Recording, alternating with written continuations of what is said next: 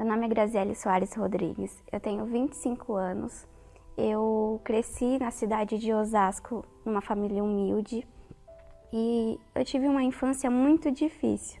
Eu tinha uma boa relação com a minha mãe, porém com o meu pai era diferente. Eu fui crescendo com muita mágoa dele. Ele chegava bêbado, então ele se achava como se fosse o dono, não só de mim, mas da minha mãe também.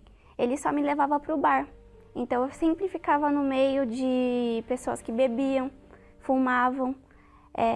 As pessoas que moravam no bairro eram traficantes, então eu vi muitas vezes tiroteios. Aos 12 anos, eu conheci uma amiga e essa amiga me convidava sempre para ir em lugares. Uma dessas vezes ela me chamou e falou que ia com um amigo. E um dia eu estava no quarto do apartamento e ele entrou lá e trancou a porta e me pegou à força, ele abusou de mim. E eu só chorando porque eu não estava acreditando que aquilo estava acontecendo. Minha vontade era de pegar minhas coisas e ir embora. Porém, como eu não conhecia o lugar, como eu não tinha dinheiro, não tinha nada, eu tive que fingir que nada aconteceu. E aquilo para mim foi um trauma. Eu comecei a ter ódio dos homens. Passei a fazer o que a minha amiga fazia. Comecei a sair para bares, beber. Fiquei sabendo de umas baladas eletrônicas. E por iniciativa própria, sozinha, no dia do meu aniversário, eu fui para esse lugar. E lá eu vi as pessoas dançando, muito louca, e assim, quando eu fui entender é que eles estavam usando drogas. Aí eu falei, eu quero usar isso também para ficar desse jeito. Aí aquele dia eu me senti em outro mundo, parecia que eu estava indo em outro lugar. Foi um auge que eu nunca, nem com a bebida, com nada, nunca tinha sentido aquilo. Como achei aquilo muito legal, então eu falei, agora é esse lugar que eu vou frequentar. O efeito começou a ser contrário. Eu não tinha mais aquela alegria. Eu tentava usar cada vez mais para poder alcançar aquilo que eu senti a primeira vez. Então eu comecei a trazer isso para o meu dia a dia. Quando eu estava com sono, quando eu estava chateada, triste, eu começava a usar também. E quando eu não usava, eu ficava agoniada, ansiosa. E aí foi quando eu comecei a fumar cigarro também. E do cigarro eu vi que o cigarro não estava adiantando, e aí eu conheci a maconha também. Quando passava o efeito da droga, aí vinha ansiedade. Aí toda vez que vinha ansiedade, eu tinha que fumar. Fumar. Na balada eu comecei a usar lança-perfume também. A cocaína eu usei algumas vezes. E a ketamina. Foi assim que eu me tornei viciada. Eu comecei com um copo de cerveja, um copo de vinho.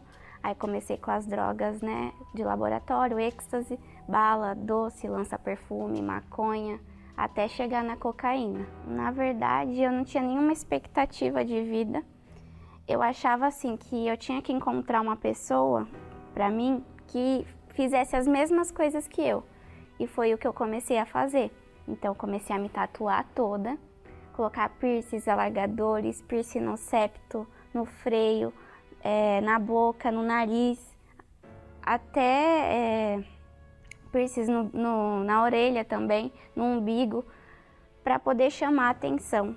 Eu não achava que buscar a Deus era uma opção, então eu nunca pensei isso. Eu pensava que eu tinha que tinha que ter um relacionamento que ali eu ia ter a felicidade, alguém que saísse comigo, alguém que vivesse o mesmo que eu estava vivendo, até que eu encontrei um mais louco do que eu no lugar que eu frequentava. A mãe dele mesmo falava isso pra mim, minha filha, não perde o seu tempo. Aí um certo dia a gente estava junto usando drogas, a gente usou as mesmas drogas, isso foi bem no início da balada. E aquele dia a gente começou a sentir uma dor muito forte no coração, começou a tremer. A droga ela começou a fazer efeito muito rápido. E ali a gente percebeu que a gente estava tendo um princípio de overdose. Então foi quando a mãe dele fez um convite pra gente. Falou, vocês têm que pedir ajuda, vocês têm que buscar ajuda, vocês têm que buscar a Deus. E aí foi quando a gente aceitou o convite da mãe dele e foi até a igreja. Eu fui para acompanhá-lo, porque quando eu cheguei lá, a sensação que eu tinha era que eu ia ser mal recebida, porque eu era toda tatuada, toda rebelde, né, com aqueles piercing, roupa curta. Eu falei, acho que eles vão me rejeitar.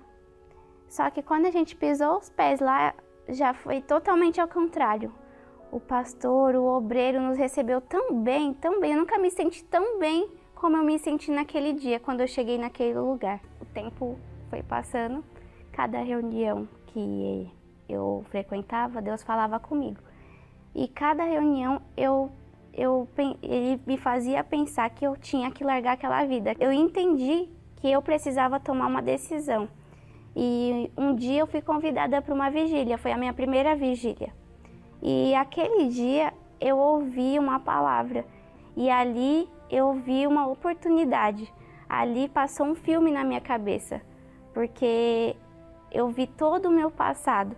Aquele momento ele falou assim, você que quer entregar a sua vida para Deus, vem aqui. E eu falei, eu não quero mais viver essa vida. Falei, ali eu me vi tão podre, eu me senti um lixo, me senti totalmente pecadora, então ali eu me entreguei, eu falei, aqui tá a minha vida, esse lixo de vida que eu tô vivendo. E ali começou uma mudança de vida, falei, agora eu quero fazer o certo. Ali eu deixei o pecado, tudo começou a mudar, a minha forma de vestir, o meu cabelo. Naquele mesmo dia eu tirei todos os piercings. Eu não queria mais ter aquela imagem. Naquele momento eu tive força suficiente para decidir não usar mais as drogas. Eu olhava para os jovens da igreja e eu via neles um brilho diferente.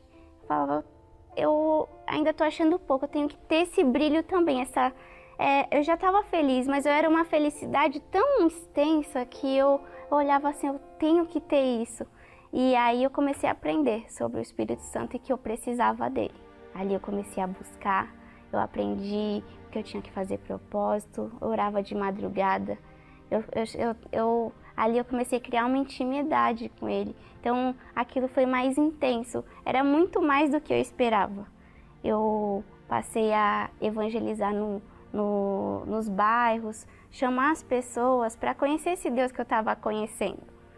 E um certo dia eu me senti muito revoltada, porque eu falava de Jesus para as pessoas, mas eu não tinha ele dentro de mim. Falei, meu Deus, eu parei naquele lugar, no meio da rua, no dia da evangelização, e falei, meu Deus, se não está faltando mais nada, se tem algo em mim que ainda está faltando eu mudar, então o Senhor me fala, mas se não está faltando nada, então o Senhor precisa me dar essa certeza. Aquele dia eu me casei com ele.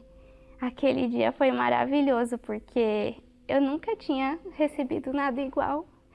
E poder falar dele para as pessoas, porque eu nunca tive a felicidade. Eu busquei a felicidade em várias coisas, em vários lugares. E naquele momento ele entrou dentro de mim e trouxe toda a alegria que eu nunca tive. Naquele momento eu queria falar dele para todo mundo, sair falando que eu tinha recebido o Espírito dele, que ele era maravilhoso. Acho que as pessoas nem iam entender isso, o que tinha acontecido comigo. Na época, meu namorado morava longe, na hora eu não me contive, eu liguei para ele, eu falei para os obreiros e eu queria falar de Jesus. Mas era algo tão grande, eu queria ganhar almas naquele momento, era só o único desejo que eu tinha, de entrar nas pessoas e mostrar aquilo que elas não conseguem ver, aquilo que elas não conhecem, sabe? Elas são tão pobres. E aquele momento eu fiquei rica,